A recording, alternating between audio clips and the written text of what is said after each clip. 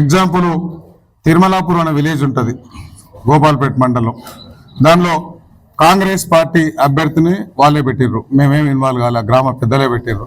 దాని తర్వాత మళ్ళా వాళ్ళే బీఆర్ఎస్ గెలిచిన గంటలనే తీసుకొచ్చి కండవ కప్పిండు.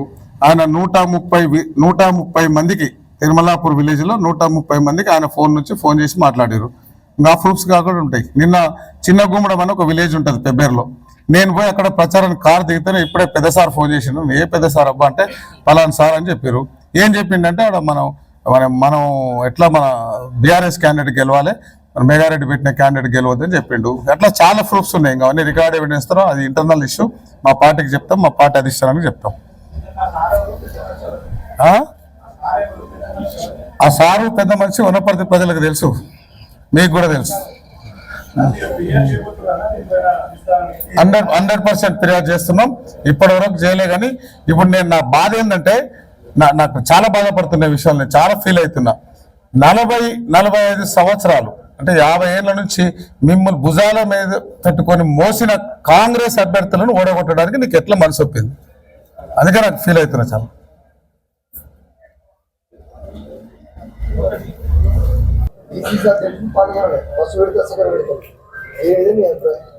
డిసిసి అధ్యక్షులు శివసేనారెడ్డి గారు ఇంకా ఛార్జ్ తీసుకోవాలి. ఆయన 25th ఛార్జ్ తీసుకుంటున్నాడు. వనపర్తిలో తీసుకున్న తర్వాత పాల్గొంటాడు. కొన్ని విలేజ్లో యాపల్లో పాల్గొన్నాడు, పెద్దగూడెంలో పాల్గొన్నాడు. ఆయన స్పోర్ట్స్ రిలేటెడ్ ఏదో ప్రోగ్రామ్ ఉండే, మొన్న హైదరాబాద్లో ఉండే.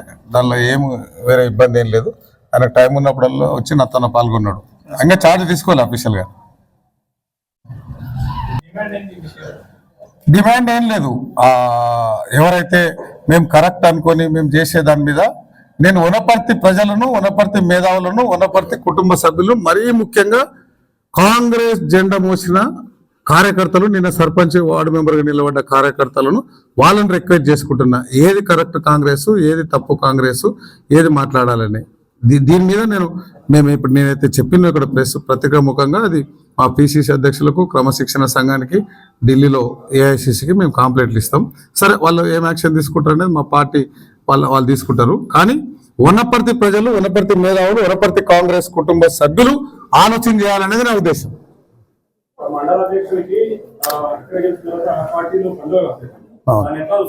అదే చెప్తున్నా నేను. మా మండల పార్టీ అధ్యక్షుడు ఆయన, మా ఇంటర్నల్ ఫ్రెండ్లీ ఫైటింగ్ అయింది.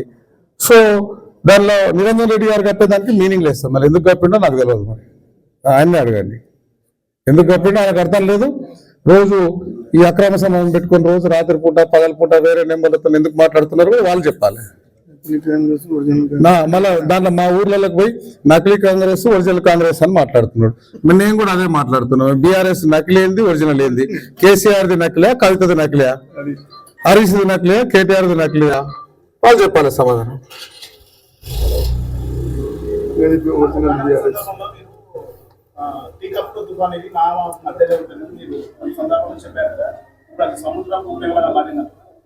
నేను మొన్న అదే చెప్పినా, ఇంతకుముందు అదే చెప్పినా, ఇప్పుడు అదే చెప్తున్నా. ఇప్పుడు మేఘారెడ్డి మీద కోపం ఉంటే ఎదురుగా వచ్చి పొడసాలి, మల్లారావు గారి మీద కోపం ఉంటే ఎదురుగా వచ్చి పొడసాలి.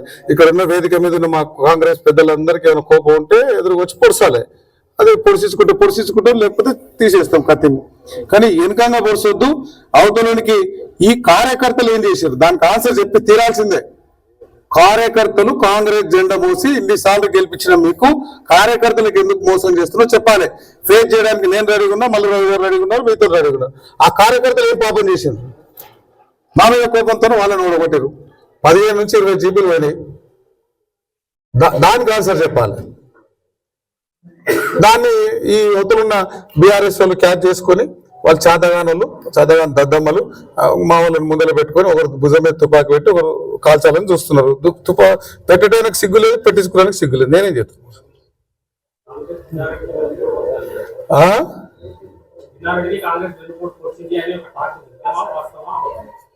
చిన్నారెడ్డి గారికి ఎందుకు మేమందరము కొత్త పాత అని మాట్లాడతారు కదా, కొత్త కాంగ్రెస్ పాత నకిలీ కాంగ్రెస్ అని. 34 మంది కొత్తలమే గెలిచినాం, ఇంక్లూడింగ్ మా సీఎం రేవంత్ రెడ్డి గారి దగ్గర. సో ఒక్కసారి కాంగ్రెస్ పార్టీలోకి వచ్చిన తర్వాత ఇంకా ఒరిజినల్ కొత్త పాత ఏముంటది. మేము వచ్చినాం. ఇప్పుడు నేను చెప్పే కార్యకర్తలు, ఇప్పుడు నేను చెప్పే సర్పంచ్ అభ్యర్థులు, ఇప్పుడు నేను చెప్పే వార్డు మెంబర్ అభ్యర్థులు, వీళ్ళందరూ కష్టపడి ఎమ్మెల్యేని గెలిపిస్తే ఎమ్మెల్యేలు అందరూ కలిపి ముఖ్యమంత్రి రేవంత్ రెడ్డి గారిని గెలిపించారు. సో గెలిపించిన తర్వాత నీకు అట్లాంటి వాళ్ళకి చాలా మందికి పాత కాంగ్రెస్ వాళ్ళకి అందరికి నామినేషన్ పోస్టులు ఇచ్చినాం. సో ఎట్లా అదే నామినేషన్ పోస్టులు ఎట్లా వచ్చినాయి? ఆ ప్రజలు ఎమ్మెల్యేని గెలిపిస్తే ఎమ్మెల్యే ముఖ్యమంత్రిని ఎన్నుకుంటేనే ఆ నామినేషన్ పోస్టులు వచ్చినాయి. ఆ పోస్టులు ఎట్లా వచ్చినాయి? మళ్ళీ అది ఎవరికి ద్రోహం చేసినట్లు? ఓట్ అంటే ప్రమాణ స్వీకారం చేయకుండా కేబినెట్ కోటాలకు మోసం చేసినట్ల.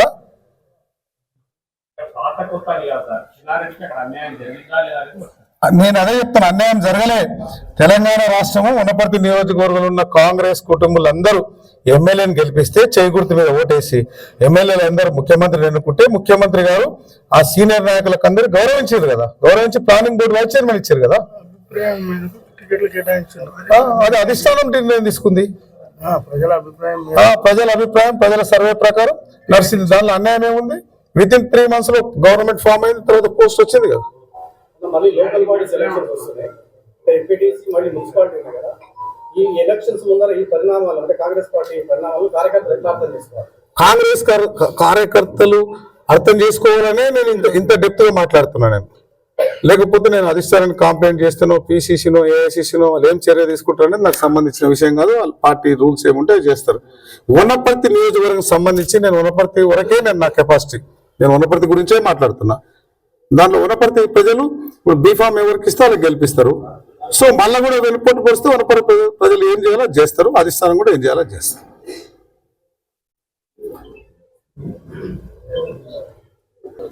మొన్నటి మాటలు అదే మీరు అడుగుతారేమో చెప్తాం అనుకున్నా.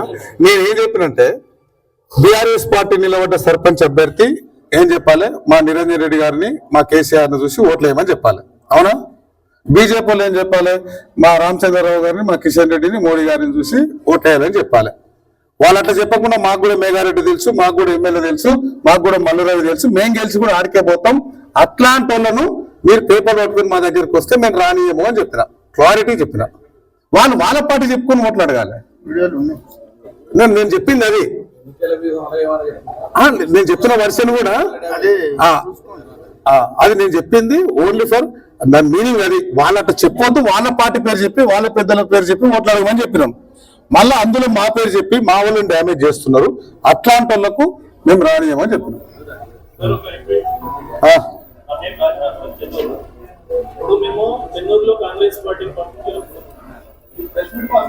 తర్వాత